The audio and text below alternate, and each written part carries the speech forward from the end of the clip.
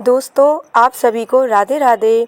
मान्यताओं के अनुसार भगवान विष्णु हर वर्ष आषाढ़ मास के शुक्ल पक्ष की एकादशी से कार्तिक मास के शुक्ल पक्ष की एकादशी तक 4 महीने के लिए सोते हैं। शास्त्रों में उल्लेख मिलता है कि भगवान विष्णु जितने समय के लिए सोते हैं उस दौरान कोई भी शुभ कार्य जैसे कि विवाह, मुंडन संस्कार, गृह प्रवेश, जनेऊ और मकान की नींव डालना जैसे कार्य नहीं किए जाते हैं। तो आइए जानते हैं कि आखिर ऐसा क्यों होता है कि भगवान विष्णु 4 महीने के लिए योग निद्रा में रहते हैं। परंतु वीडियो में आगे बढ़ने से पहले यदि आप चैनल पर नए आए तो इसको सब्सक्राइब करें और लाइक करें और हमारे साथ बने रहें।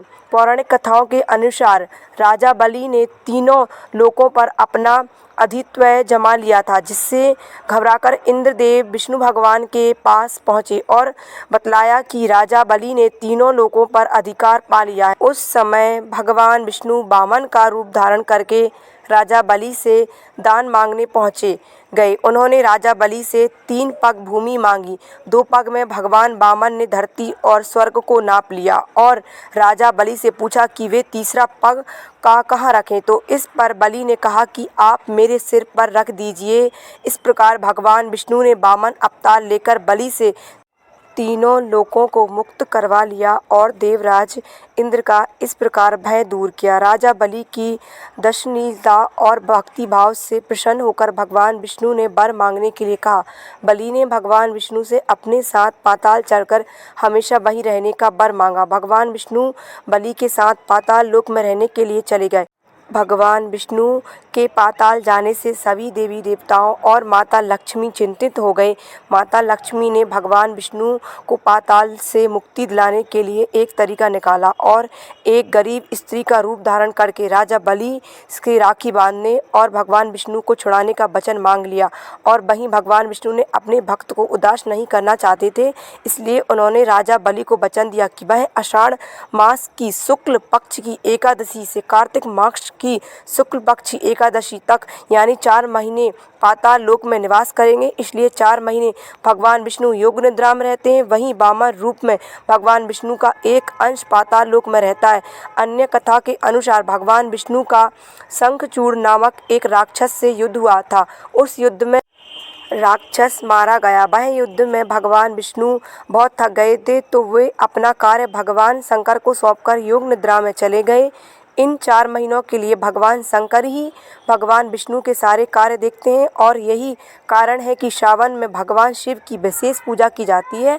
भगवान शिव के अवतार रुद्र सृष्टि के संचालन के साथ साथ सृष्टि के भर्ता का भी दायित्व संभालते हैं। भगवान रुद्र की स्तुति ऋग्वेद में बलवान में अधिक बलवान कहकर की गई है, इसलिए इन दिनों रुद्र की पूजा करना बहुत ही शुभ फलदायी माना गया है। भगवान रोचक प्रसंग भी बहुत जल्द हो जाते हैं और क्रोध भी इनको बहुत जल्दी आता है। सृष्टि के संचालन के दौरान रुद्र जब किसी व्यक्ति के कर्मों से प्रसन्न होते हैं, प्रवेश के सभी समस्याएं दूर कर देते हैं और फिर जिस समय क्रोध पर करते हैं उसको जीवन में कई तरह की समस्याओं का सामना करना पड़ता है। देवशयनी एकादशी से भगवान के शरण में चले जाने के बाद रुद्र के हाथों में सृष्टि के संचालन का दायित्व आ जाता है।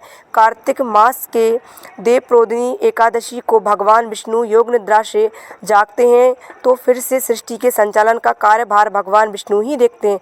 भगवान 4 महीनों के लिए योग निद्रा में होते हैं, तो उस समय को चतुर्मास कहा गया है। चतुर्मास के समय ब्रज धाम की यात्रा बहुत फलदायी कही गई है। उस दौरान सभी तीर्थराज में ही रहते हैं और कृष्ण लीलाओं का आनंद प्राप्त करते हैं। चतुर्मास आषाढ़ आपके पास दिन, सावन सोमवार मास के 30 दिन, भाद्रपद के 30 दिन, अश्विनी मास के 30 दिन और कार्तिक मास के 11 दिन मंगलकार चंद्रमा के हिसाब से 106 और मास के हिसाब से एक स्वाधीनता चतुर्मास बनता है। चतुर्मास का समय जब कब दिन का दान विशेष महत्व कहा गया। चतुर्मास में सावन मास, हरियाली तीज और रक्षाबंधन जैसे त्यौहार मनाए जाते हैं। तो भक्तों, इसी के साथ आप सभी को राधे राधे।